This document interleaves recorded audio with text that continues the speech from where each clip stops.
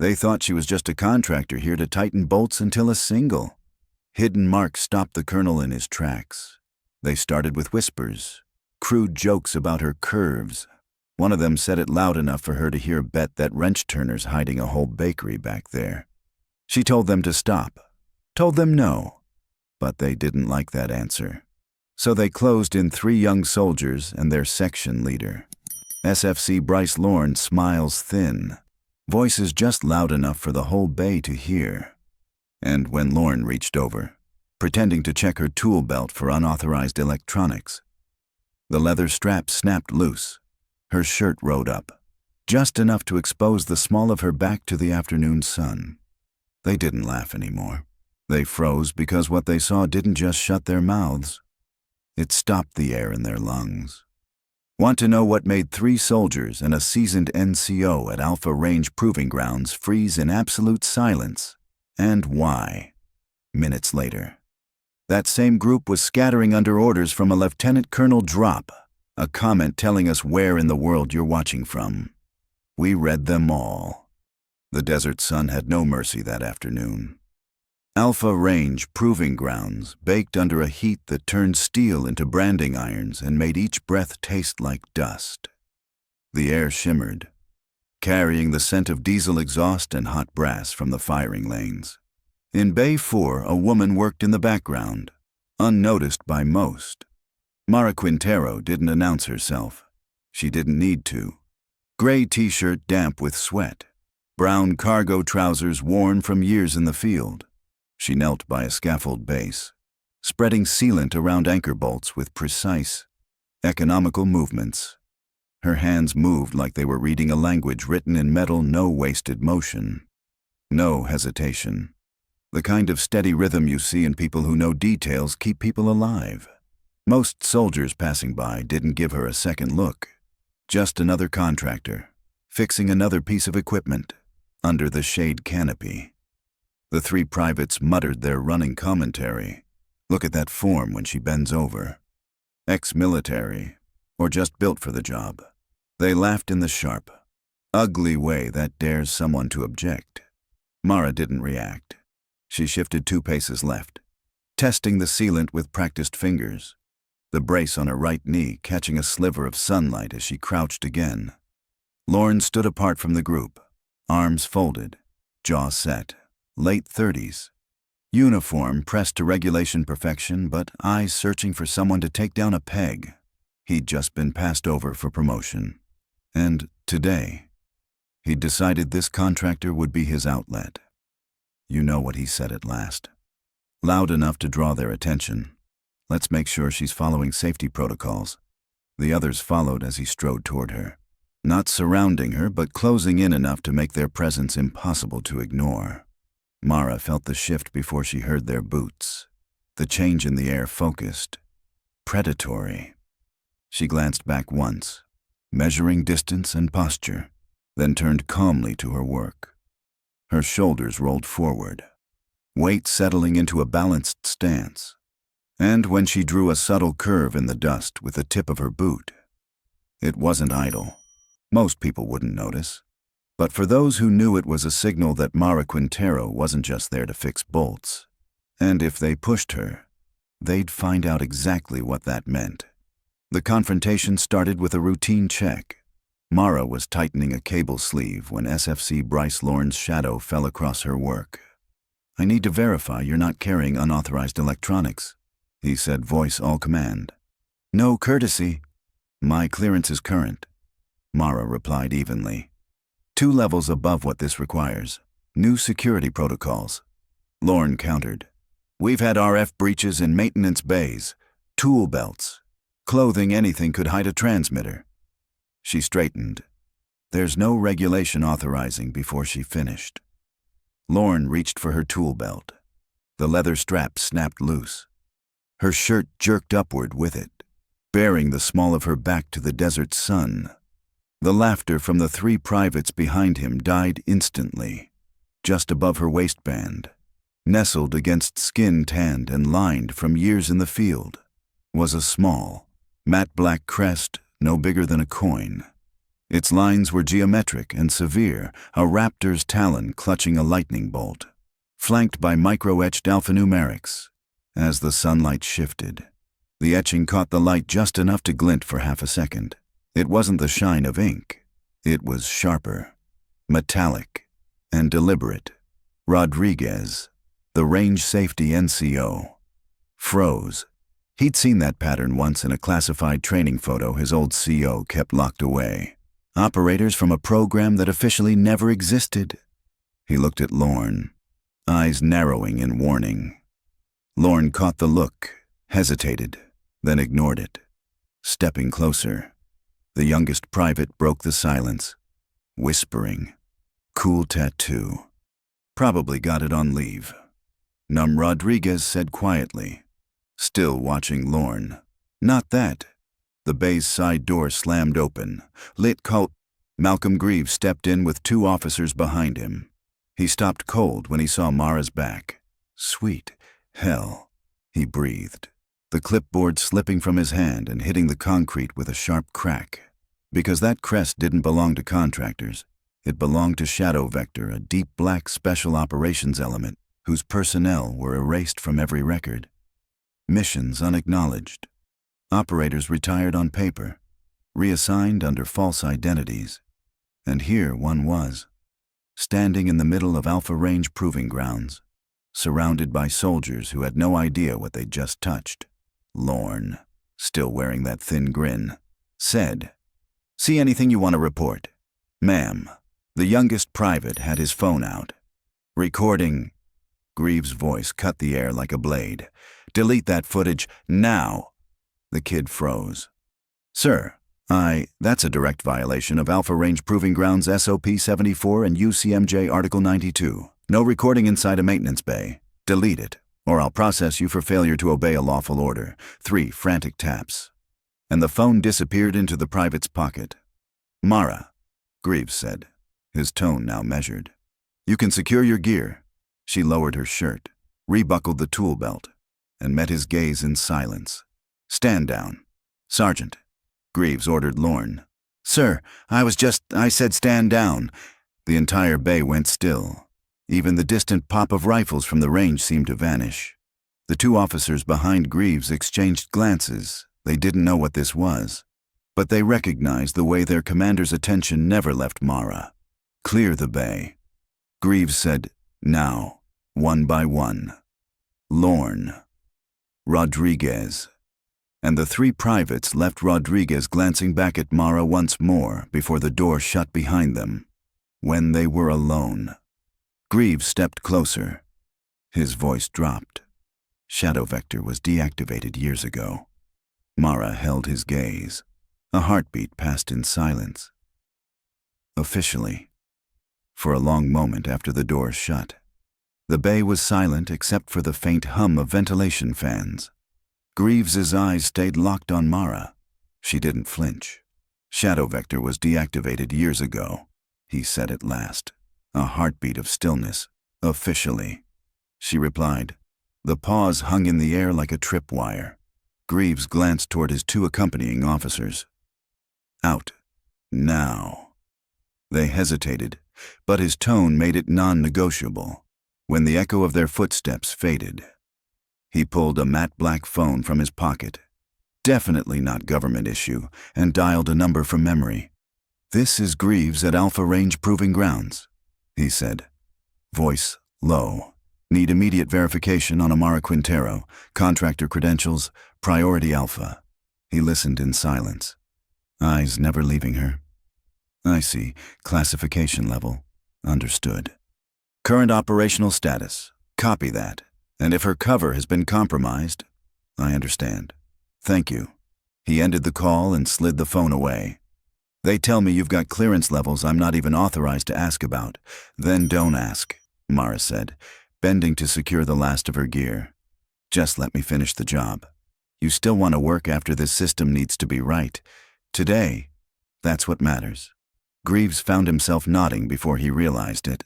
"Then you'll have whatever you need. No one interferes." For the next 3 hours, Mara moved like the only person in the bay. She started with the target reset system, running her fingertips along the steel housing, pausing at a subtle change in vibration.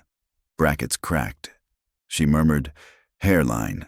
Under stress. It'll shear." She tagged it with orange chalk. Then the power relay. She pressed her palm to the casing, waited, shifted her hand an inch. Running hot. Has been for months. Thermal expansion's eating them out. You'll see a frequency change here. From across the bay, Master Sergeant Alan Reeves, 30 years of keeping ranges like this alive, watched. Arms folded. He didn't interrupt. Mara moved to the hydraulic line, eyes narrowing. She twisted a fitting half a degree, heard the faintest hiss. Seals degrading, under load. You'll get a drop in pressure, may be catastrophic if it happens mid-cycle. Reeves finally stepped closer. You're not using any of our diagnostics. Diagnostics miss what you can feel, she said. Still working. Metal fatigue has a signature. Thermal stress leaves a smell. Pressure loss. You hear it in the line. Reeves tried it himself. Pressed his palm to the relay casing where she had. The hum was uneven, just as she'd said. He looked at her differently after that. Greaves stayed in the background, saying nothing. But he watched every move. This wasn't textbook maintenance. This was combat-level system assurance, the kind you do when failure means lives. By the time she was done, the bay floor had a neat row of tagged components: cracked bracket, overheated relay, degraded seal, loose mounts, corroding safety wire, each one a potential failure point that standard checks had missed. She wiped her hands, logged the findings, and began packing her tools. Reeves stepped forward, glancing at the tags. 30 years in this job, and I've missed 3 of those without even knowing it. Mara didn't look up. You learn when you don't have a choice. He studied her for a moment longer. I want to see that report myself. Greaves met Reeves's eyes, then looked back at Mara. So do I. Mara slung her tool bag over her shoulder. You'll have it before I leave. Outside, the sun was dipping toward the horizon, throwing long blades of light across the bay. Greaves watched her silhouette against the doorframe, the shadow of someone who didn't belong on any roster but belonged here more than most. And for the first time all day, he realized he wasn't just protecting a contractor. He was protecting an asset they couldn't afford to lose. The last of Mara's tools clicked into place in her bag. She'd tagged and documented every fault she'd found, each one photographed, logged, and cross-referenced against the system's maintenance history. All right, she said, handing a thin folder to Reeves. Everything you need is in here. Reeves opened it on a nearby workbench. The pages were clean, uncluttered, no padding, no filler. Each entry had the same precision: issue cracked bracket on target reset mechanism. Impact structural failure during sustained fire drills. Recommendation: replace with reinforced alloy. Inspect sister mounts. 5 more followed, each with the same exact format. It read less like a contractor's punch list and more like an after-action report from a forward operating base. Reeves traced a calloused finger down the last page, then reached for a pen. His signature was blocky, deliberate, the kind of name that carried 30 years of credibility in every maintenance office from Fort Danner to Alpha Range Proving Grounds. Outstanding work, he said, sliding the folder toward Greaves. Coming from Reeves. It wasn't flattery, it was a verdict. Greaves flipped through the report without sitting down. She doesn't just find the fault, he said to Reeves. She knows what that fault would do, when it would fail, and how to keep it from failing again. Mara didn't look up from coiling her cables. That's the job. Greaves studied her for a long beat, not the way most people do it. She didn't answer, just zipped her tool bag shut and set it by her boots. A junior officer entered from the far side of the bay, hesitated when he saw Greaves, then approached with a clipboard. Sir, Range 5 is reporting irregular cycling again, not anymore. Reeves cut in, holding up Mara's report. That problem solved. The officer looked from Reeves to Mara, nodded quickly, and left. Greaves closed the folder, and handed it back to Reeves. "File a copy with maintenance control. Keep the original locked up." He turned to Mara. "Anything else you need to finish this assignment, follow-up inspection in a week," she said. "Some of these systems have sister components. If one failed here, odds are another will fail elsewhere." Greaves gave a single nod. "You'll have full access, and if anyone tries to interfere, they won't," Mara said simply. Outside, the late afternoon sun was spilling long shadows across the range. A pair of instructors walked past the open bay door, their conversation pausing when they caught sight of Mara and Greaves together. One of them tilted his head in curiosity. By the time they'd crossed the yard, that curiosity would turn into quiet questions. Questions would turn into rumors. And by morning, those rumors would be knocking on the doors of every NCO office on the base. Reeves tucked the signed report under his arm. "I'll walk this up myself. Some things you don't trust to the inbox." As he left, Greaves looked at Mara again. "Why bother coming back for a follow-up? You could leave this place behind." She stepped into the doorway, the heat from the concrete rolling up into her face. "Because the people using this equipment deserve to know it'll hold when they need it." Greaves didn't try to answer. He knew she wasn't talking about bolts and brackets anymore. Across the bay, an armorer paused mid-task to watch her go. Somewhere else, a range control sergeant was already telling the story to his shift relief, and in offices and workshops all over Alpha Range Proving Grounds. The shape of that story was starting to harden into something else, not gossip, but a reminder. Mara picked up her bag, adjusted the strap, and glanced over her shoulder. "I'll be back next week." Greaves gave a short, sharp nod, and just like that, she was gone, leaving the space quieter, but charged, as if the air itself knew something had shifted. By the next morning, Alpha Range Proving Grounds was humming with a story no one could officially confirm, but everyone seemed to know. In the mess hall, two instructors leaned over their coffee mugs. "You hear about Range 5 yesterday?" one asked. "Yeah, some contractor came in, shut down a system nobody could figure out for weeks. Had Greaves clearing the bay himself?" The other raised an eyebrow.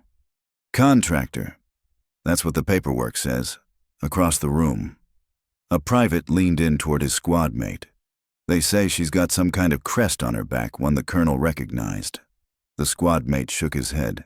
"That's just a rumor." "Yeah," the private smirked.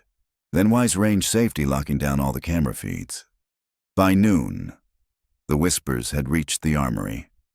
Rodriguez, bent over a maintenance log, paused when two younger armorers stepped in mid-argument. "I'm telling you, she tagged faults our diagnostics didn't even see. That's impossible." "Then you explain why Reeves signed her report without changing a single word." Rodriguez said nothing, but when they left, he reached into his desk drawer and slid out a folded paper, Mara's hand-drawn diagram of the cracked bracket. He stared at it for a moment before tucking it away again. In range control, Reeves dropped the signed report onto the duty officer's desk. "File it under operational priority," he said. The duty officer frowned. "Sir, this isn't a standard maintenance category." "It is now." Reeves left without explaining. Greaves sat alone in his office, blinds drawn. The folder lay open on his desk, but most of its contents were gone secured elsewhere. Only one page remained Mara's name, a service number he didn't recognize, and a block of black redactions swallowing every other line. He flipped the page over. There, taped to the back, was a single photograph, a close-up of the crest. The micro-etched lines caught the light like a fingerprint. Some operators fade out, some stay in the fight. Greaves closed the folder and locked it away. Late that afternoon, Mara returned not to work, but to check a shipment of replacement parts. She moved through the yard like she belonged there, though everyone knew she didn't. A few salutes followed her, others just watched in silence. Reeves met her halfway to the bay. "Parts will be here tomorrow. You'll be doing the follow-up yourself." That was the deal. she said. Good, Reeves replied. I want my team watching how you work. Greaves appeared in the doorway behind them. If she's still in the fight, he said. I want her on my range. Mara didn't answer, but the faintest hint of a smile touched her mouth before she turned back to the crates. As the sun dropped behind the far ridgeline, the range settled into its usual rhythm, the crack of rifle fire, the distant thud of heavy weapons, the smell of burnt powder on the wind. But in corners of the mess hall, in the armory, and out on the firing lines, one name kept surfacing, not on any roster, not in any official briefing, but carried in the quiet respect of those who'd heard the story. By the time Mara shouldered her bag and headed for the gate, the rumors had already started to harden into something more, a legend. Still unconfirmed. A reminder that sometimes the most dangerous operators aren't the ones you see coming, but the ones you almost overlooked. She passed the perimeter fence without a backward glance, the last light catching on the edge of her tool bag. Somewhere behind her, in the heart of Alpha Range Proving Grounds, her name was already becoming part of the range's unofficial history, and it wasn't going away anytime soon.